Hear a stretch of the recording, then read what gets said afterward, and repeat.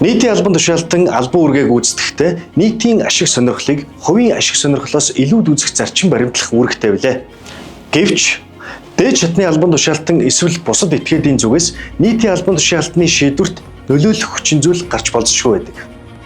Нэр бүхий байгууллагын тусгай зөвшөөрлийг хүчингүй болгох үндслэл бүрдсэн байхад тухайн байгууллагын танил эсвэл хамаарал бүхий албан тушаалтан нь тус зөвшөөрлийг нь цуцлахгүй байх шийдвэр гаргахад чиглэл өгөх, хөндлөнгөөс нөлөөлөх.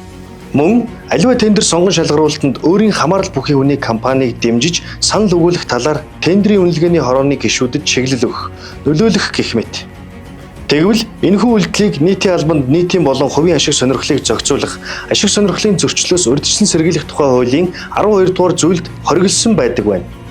Албан тушаалтан өөрийн болон өөртөө хамаарал бүхий этгээдийн хувийн ашиг сонирхолд нийцүүлэн захиргааны шийдвэр гаргах, удирдах, хяналт, шалгалт хийх, хариуцлах хүлээлгэх, мөн эдгээрт бэлтгэхэд өөрийн албан тушаалын байдлаа ашиглан аливаа хэлбэрээр хөндлөнгөөс нөлөөлөхийг хориглосон ба энэхүү хуулийн заалтыг зөрчсөн албан тушаалтны үйлдэлд эрүүгийн хариуцлага хүлээлгэхээргүй бол нийтийн албанаас халах, цахилгаан шийтгэл ноогдуулдаг байна.